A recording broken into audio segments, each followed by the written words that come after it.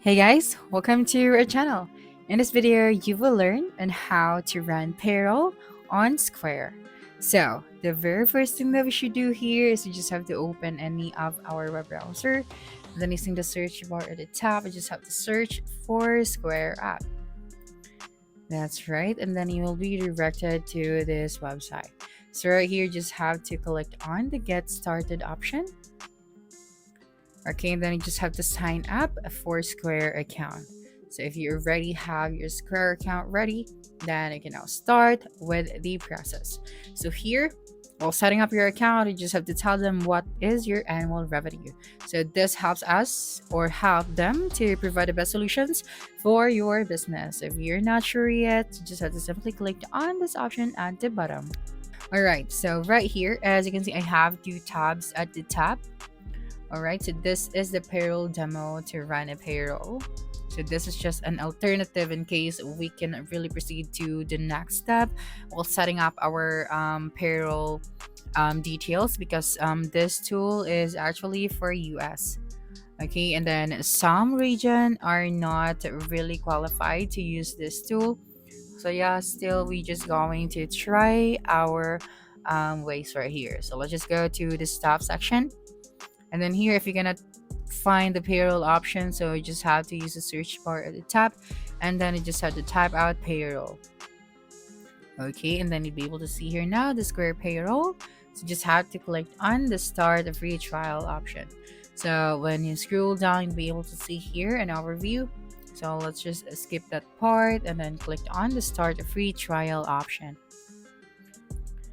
All right, so right here, just have to tell them about your business. So just type it right here, your legal business or taxpayer name. And then this one is doing business as. So this one is optional, so we're just going to skip this one. And then for your business type, so we have here the different business types. Okay, so right here, the next thing that you are going to do is to input your business address. Okay, so where is your business located? So you just have to put here the address. Okay, and then your city, your state, and your zip code.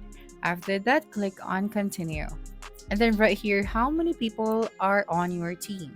So we have just me, 1 to 5 paid team members. So for example, we are going to select this one.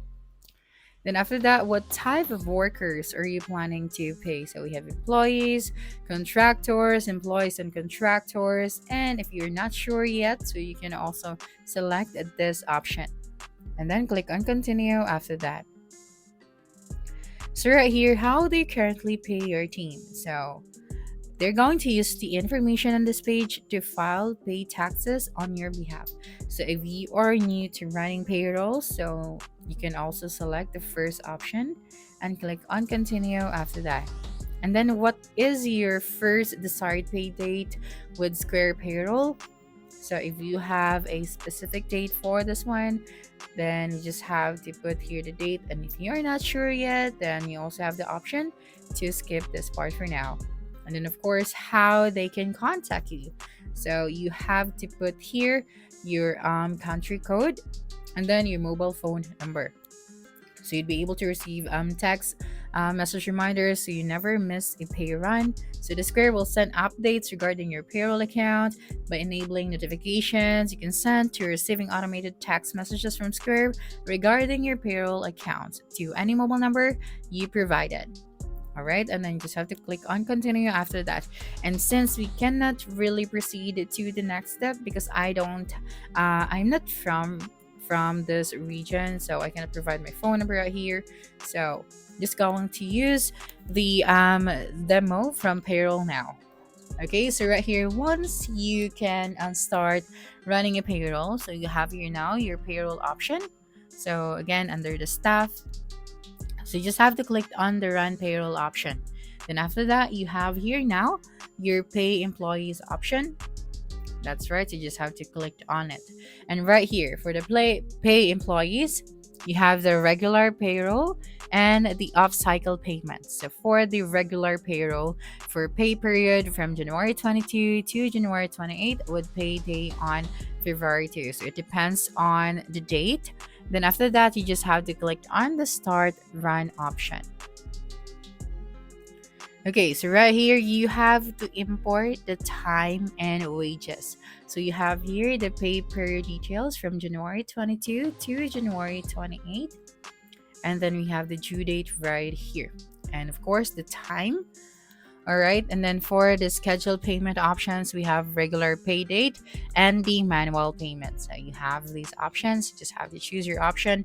And then after that, you have here now the name of your employees.